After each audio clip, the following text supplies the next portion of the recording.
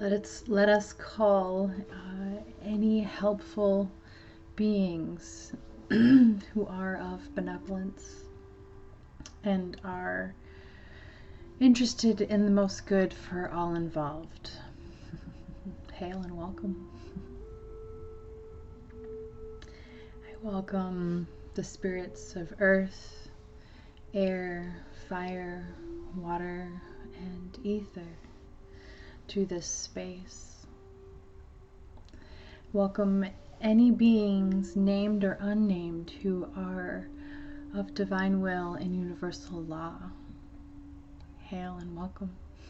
I welcome any ancients, ancestors, any angels, any ascended masters who are here for the most good of all involved and are in alignment with divine will and universal law. Hail and welcome.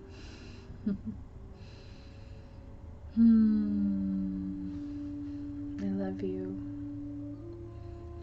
I thank you. I am sorry. And please forgive us.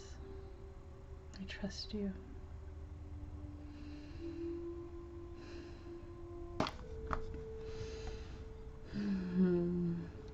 For May 3rd through the 9th, we will be doing our weekly reading. Chose the Simplicities tarot deck from Three of Cups Company and Lorena Joy. So the Simplicities tarot is amazing. It's such a small, cute, bridge-sized deck. Absolutely loving to shuffle it. Love how it holds in my hand. I enjoy the box. Thank you for the thumb cuts. Super easy to carry in my bag. It's so small. And the images are straight to the point. So thank you. We do a 3-card spread for our weekly reads. Know, show, grow, which is also synonymous for head, heart, and balance, and past, present, and future.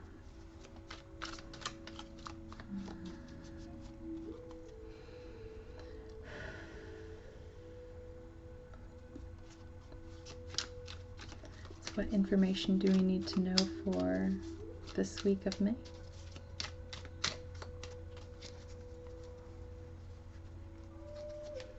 No. The Three of Swords.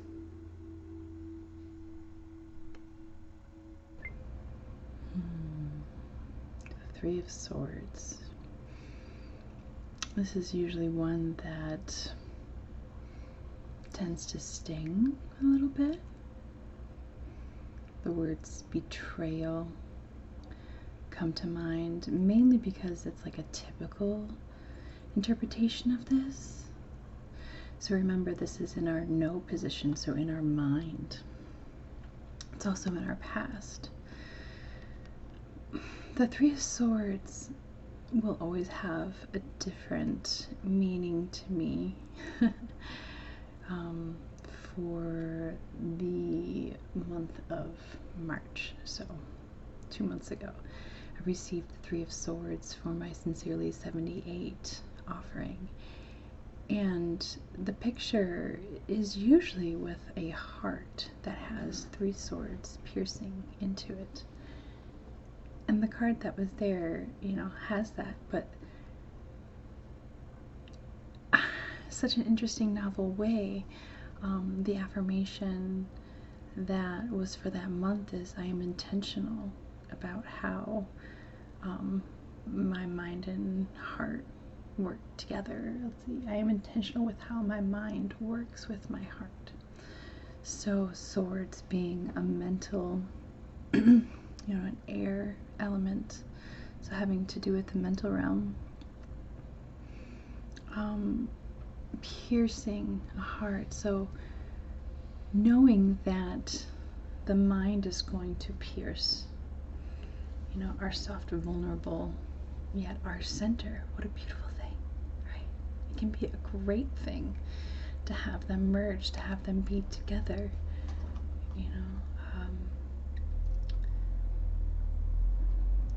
When we have a, you know, a piercing, you know, something that's sharp, you know, maybe cuts into you a little bit, that's where and when healing occurs.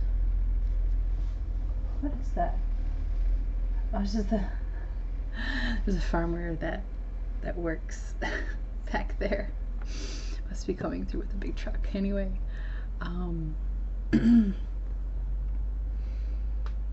so it's only when trauma happens that we heal. It's actually when we do the most healing, when trauma happens. You know, the quickest, you know, the most focused healing.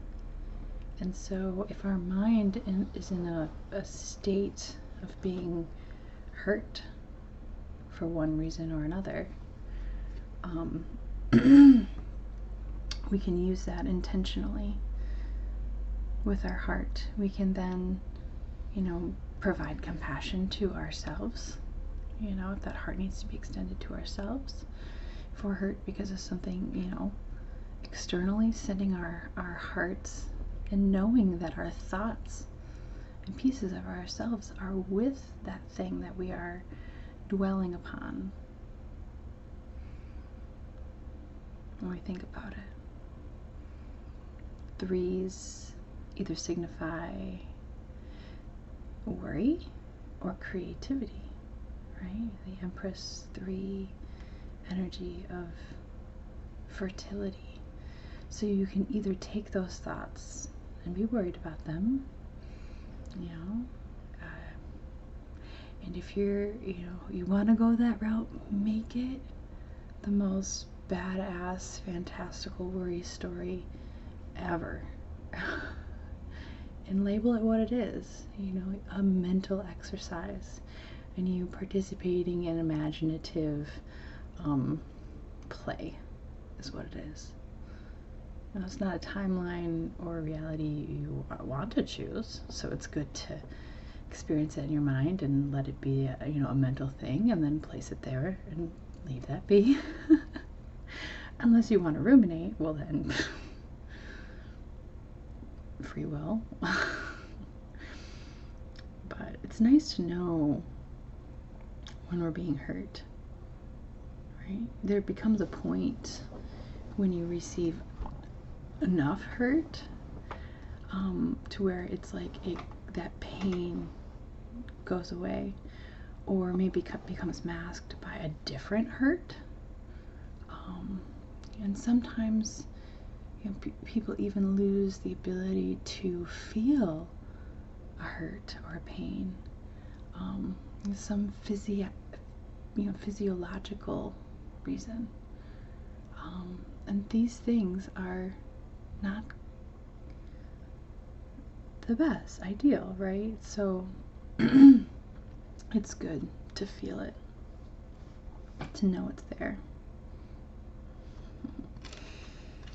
If it's there, we want to know it's there.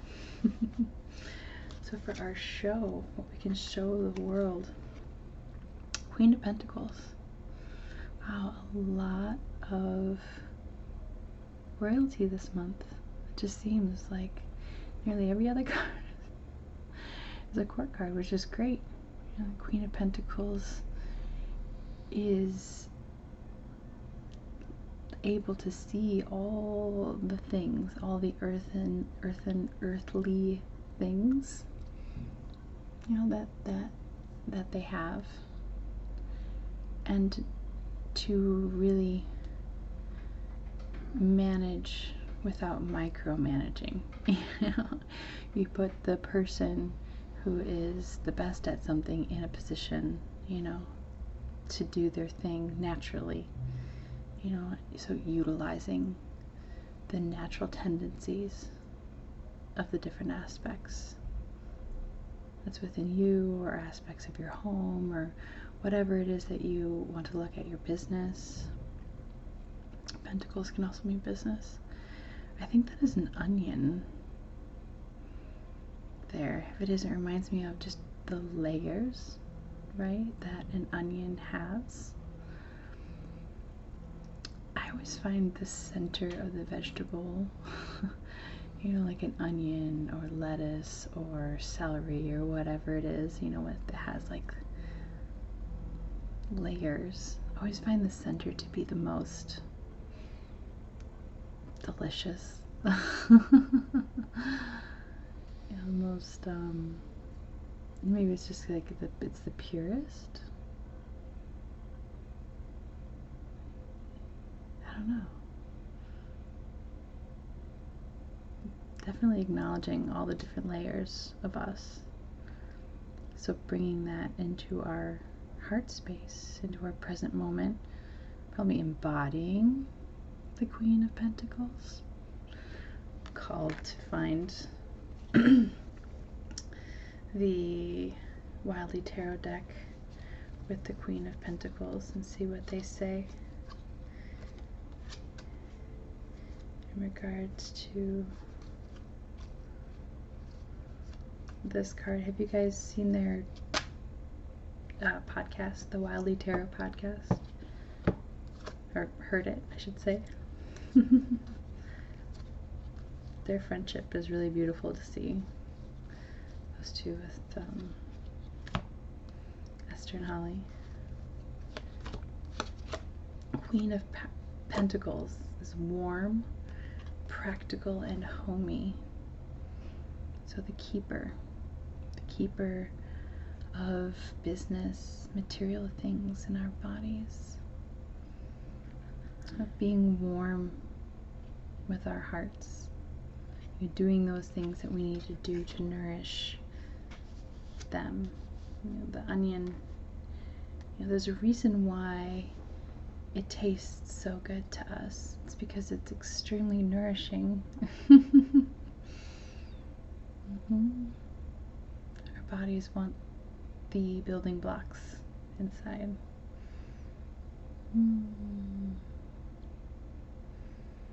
Maybe the call is to cook from the heart this week. Grow. Very interesting. Death.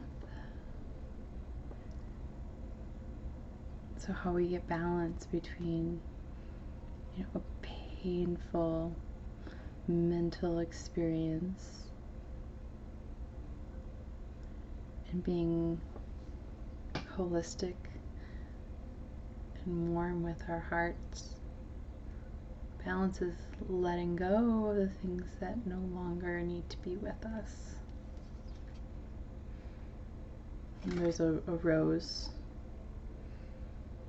in their mouth, maybe providing that balance, little, yeah, that reminder that through death comes new light, life,